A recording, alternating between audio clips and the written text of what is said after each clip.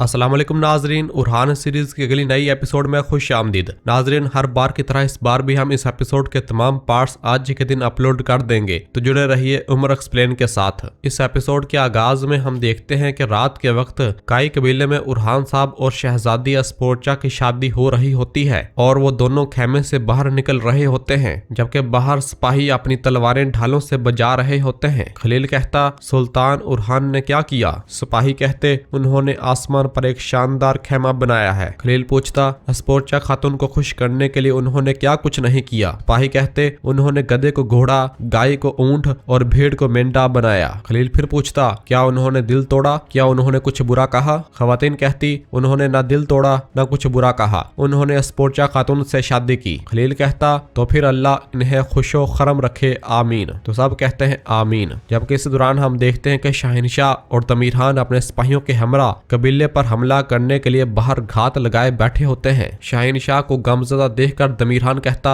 इंतकाम तुम्हारा हक है शाहिनशाह। शाहिनशाह कहता, या तो इंतकाम या मौत। जब चांद तुलू होगा तो उरहान की शादी खून की नदी में बदल जाएगी। नाजरीन, फिर इसके बाद 10 घंटे पहले का मंजर दिखाया जाता है, यानी उसी दिन सुबह के वक्त सिपाही साजो सामान गाड़ियों पर लाद रहे होते हैं। मलहून बाहर निकलती है और गुस्से से कहती, शादी का वक्त करीब है और तुम अब भी यहीं हो आइकुत? आइकुत कहता, थोड़ा सा ही रह गया है मलहून खातून, जब हम ये भेजेंगे तो इंशाल्लाह शादी के लिए सब कुछ तैयार हो जाएगा। और फिर मलहून एक संदूक की जानिब इशारा करते हुए कहती, इसके अंदर लिहाफ है, इन्हें ढांप लो, मोहतात रहो, इन्हें भीगने न देना। इस दौरान हलीमा, फातिमा और गोंजा बाहर आती हैं। हलीमा कहती, माँ आप आज सुबह से खड़ी हैं, बाकी हम संभाल लेंगे। मलहून कहती, आज आराम करने का दिन नहीं है बेटी। तो फातिमा कहती, छोड़ो हलीमा, लगता है माँ काम करके अपने दिल का बोझ हल्का कर रही हैं। और फिर फातिमा पूछती, हम क्या करेंगे माँ? गोंजा कहती, माँ देखें, आज की बेयकीनी हमारे कल के लिए नाकाबिले बर्दाश्त हो जाएगी। क्या ये शादी अच्छे तरीके से खत्म होगी या?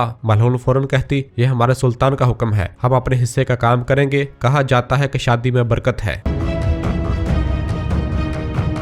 जबकि दूसरी जानब हम देखते हैं कि नीलोफर खातून जिंदान में दफने से मिलने के लिए आती है और जिंदान के सामने आ जाती है। नीलोफर को देखकर दफने उठ खड़ी होती है और कहती, क्या हुआ नीलोफर? मुझे कैद खाने में देखना तुम्हारे लिए पुरकैफ जा रहा है। और फिर पूछती, क्यों आई हो? नीलोफर सिपाही को जिंदान खोलने का हुक्म देती है तो सिपाही जिंदान का ताला खोल देता है। नीलोफर जिंदान में जाती है और दफने से कहती, मैं तुम्हें आखिरी बार देखने आई हूँ। सुल्तान उरहान ने कल शादी के बाद तुम्हारी फांसी का हुक्म सुनाया है। यह सुनकर दफने को जोरदार झटका लगता है और कहती है, क्या? और फिर नीलोफर सिपाहियों से कहती, हमें अकेला छोड़ दो। तो सिपाही वहां से चले जाते हैं। दफने कहती, मुझे अपनी इकलौती बहन को फिर से धोखा दे रही हो। शायद मैं मर जाऊं, लेकिन आप कभी खुश नहीं रहेंगी बहन, आप हमेशा अकेले रहते हुए मर जाएंगी। जिस शख्स के लिए आपने अपना नाम, अपना नस्ब, अपना मजहब और मुझे छोड़ दिया, वो आपको जिंदा रहते हुए मार डालेगा। नीलोफर कहती, चुप रहो दफने। दफने कहती, देख लिया, आप ऐसी चीजों से गुजरेंगी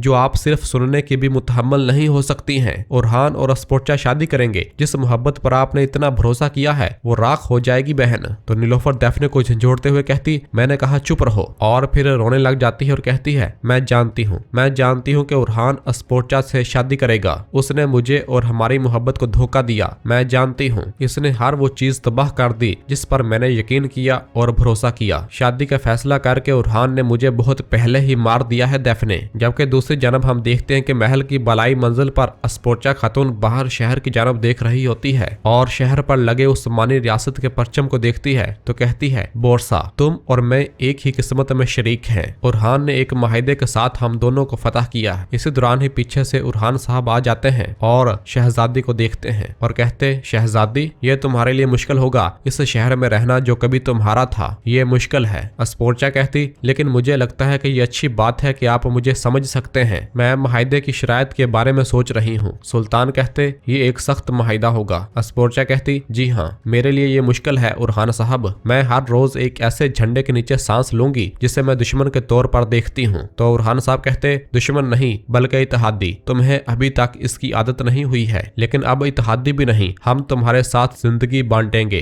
अस्पोर्चा कहती, ये ऐसे दो लोगों की शादी होगी जो एक दूसरे पर भरोसा नहीं करते। सुल्तान कहते, तुम अब मेरी खातून बनोगी अस्पोर्चा। अस्पोर्चा कहती खातून, तुम्हारी खातून। तो सुल्तान कहते मैं तुम्हें न सिर्फ अपने महल बल्कि अपने खानदान में भी ले जाऊंगा। क्या हम एतमाद बनाने के लिए ये शादी नहीं कर रहे? और फिर पूछते तुम्हारी क्या शराइत है? अस्पोर्चा कहती पहली बात तो यह है कि आप मेरे मजहब में मुदाखलत नहीं कर सकते, मुझसे मुसलमान होने की उम्मीद न रखना। तो सुल्तान मुस्कुराते हैं। अस्पोर्चा कहती तुम क्यों मुस्कुरा रहे हो? सुल्तान कहते पहली बात हम किसी के मजहब में मुदाखलत नहीं करते, दूसरी बात नीलोफर ने भी यही कहा था। अस्पोर्चा कहती नीलोफर तुम्हारी माशूका थी, मैं नहीं हूँ। सुल्तान कहते मुनासिब है, अगली शराइत बताओ। अस्पोर्चा कहती तुमसे शादी के बाद मैं महल में बैठकर तुम्हारा इंतजार नहीं करूंगी। उरहान साहब कहते क्या तुम फर्ज की ख्वाहिशमंद हो या लश्कर की? अस्पोर्चा कहती मैं बहुत संजीदा हूँ उरहान साहब। तो उरहान साहब कहते मैंने इसके बारे में सोचा है, मैं जानता हूँ कि मैं तुम्हारे नाम पर एक फलाही तंजीम कायम करूंगा, तुम मुस्लिम और गैर मुस्लिम लोगों की खिदमत करोगी। अस्पोर्चा कहती खूब, तो तुमने मुझे यहाँ हैरान किया है। उरहान साहब कहते अगली शर्त बताओ। तो अस्पोर्चा कहती मैं सुलह को बरकरार रखने के लिए जो कुछ कर सकती हूँ करना चाहती हूँ, सफारतकारी और सालसी जो भी हो। सुल्तान कहते शराइत को मजीद मुश्किल बना रही हो, लेकिन मैं जानता हूँ कि तुम सियासत को समझती हो, ये भी मुनासिब है। मजीद अस्पोर्चा कहती एक आखिरी बात और भी है, अगर मुस्तकबिल में एक दिन हमारे यहाँ बच्चा पैदा होता है, इसकी तरबियत के लिए कम से कम तुम्हारे जितनी मैं भी जवाबदा होना चाहती हूँ। सुल्तान कहते मुनासिब है, तो फिर मुआहदे पर दस्तखत करके तुम्हारे बाबा को भेजते हैं, आओ मेरे साथ। ये कहकर वो अस्पोर्चा को लेकर अंदर रवाना होते हैं और मुआहदे के पास आते हैं।